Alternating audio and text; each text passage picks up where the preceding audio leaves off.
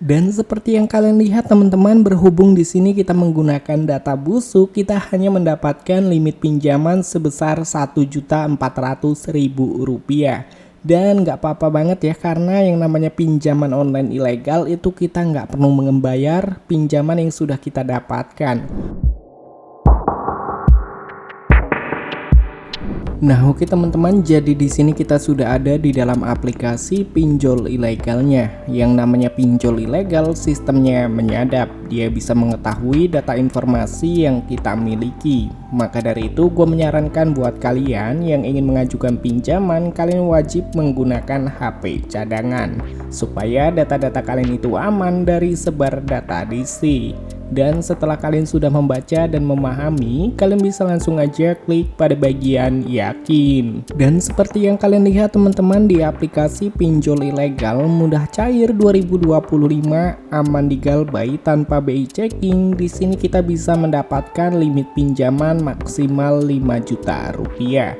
Dan di sini kita langsung aja masuk ke dalam tutorial pengisian datanya. Di halaman utama, di sini kalian diminta untuk mengisi data informasi pribadi, yaitu mengunggah foto KTP bagian depan dan usahakan memfoto KTP menggunakan pencahayaan yang cukup, foto KTP jelas dan juga tidak blur, supaya untuk nama dan juga nomor KTP terisi secara otomatis.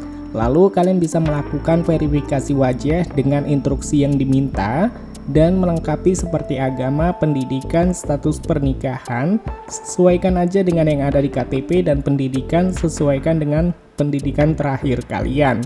Dan setelah berhasil menginput, kalian bisa langsung aja next ke halaman selanjutnya. Di halaman selanjutnya, di sini kalian diminta untuk mengisi data informasi pribadi, mulai dari alasan pinjaman, pekerjaan, nama perusahaan, penghasilan bulanan, dan juga informasi alamat. Jadi untuk alasan pinjaman, kalian bisa pilih aja modal usaha ataupun biaya kesehatan. Dan untuk pekerjaan, kalian bisa sesuaikan dengan pekerjaan kalian masing-masing. Nama perusahaan, usahakan awali dengan PT ataupun CV. Ya, walaupun kalian tidak bekerja di PT ataupun di CV, kalian bisa menggunakan nama perusahaan yang tersedia di Google yang masih beroperasi hingga saat ini. Dan untuk penghasilan bulanan, kalian bisa masukkan 5 hingga 7 juta rupiah supaya limit pinjaman yang kalian dapatkan itu besar. Dan yang paling penting yaitu pada bagian informasi alamat, kalian bisa isi sesuai dengan yang ada di KTP, jangan ada yang disalah-salahkan sedikit pun, karena ini penting banget ya. Ketika tidak sesuai dengan yang ada di KTP, maka pinjaman kalian otomatis ditolak.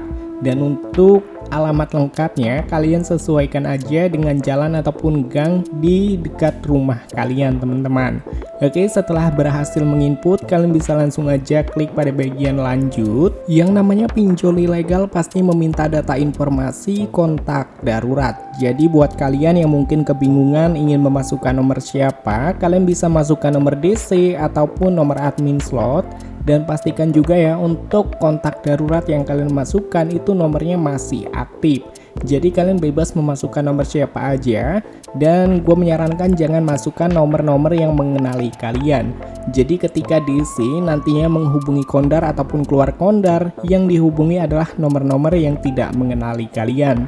Dan pastikan juga untuk HP cadangan yang kalian gunakan itu sudah menyimpan 30 hingga 50 kontak asal, supaya ya nomornya tidak mengenali kalian teman-teman. Kontak-kontak yang kalian save itu tidak mengenali kalian, jadi aman dari sebar data DC ataupun kondar atau nomor yang dihubungi oleh DC. Jadi aman teman-teman. Dan pada bagian halaman terakhir yaitu mengisi data informasi rekening bank pencairan. Dan gue ingatkan kembali, untuk nama pemilik rekening itu harus sama dengan KTP-nya atau sesuai dengan KTP yang kalian gunakan sebagai pengajuan pinjaman. Karena ini penting banget teman-teman, karena kalau misalkan tidak sesuai dengan yang ada di KTP, maka pinjaman kalian otomatis ditolak. Dan buat kalian yang mungkin ingin mencairkan ke iWallet Dana atau cair ke Dana, kalian bisa menggunakan Bank Permata ataupun Bank CMB Niaga. Untuk kodenya sendiri kalian bisa cek aja di kolom deskripsi.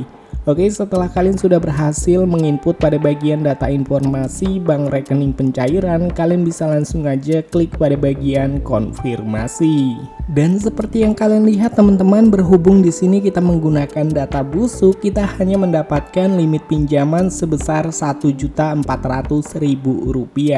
Dan nggak apa-apa banget ya, karena yang namanya pinjaman online ilegal itu kita nggak perlu membayar pinjaman yang sudah kita dapatkan. Oke, jadi di sini kita langsung aja teman-teman untuk ajukan pinjamannya sekarang. Nah, oke teman-teman, jadi untuk aplikasi yang kita review pada kesempatan kali ini sudah tersedia di Google Play Store, mendapatkan rating 4,5 dari 8.000 ulasan serta sudah diinstal sebanyak 100.000 orang lebih. Dan nama aplikasinya sendiri bernama Super Dompet Pinjam Sekarang. Jadi kalian bisa langsung install aja dan melakukan galbay dengan aman, karena ini adalah pinjaman online ilegal yang tidak perlu dikembalikan sesuai dengan anjuran Kominfo, OJK dan juga Mahfud MD.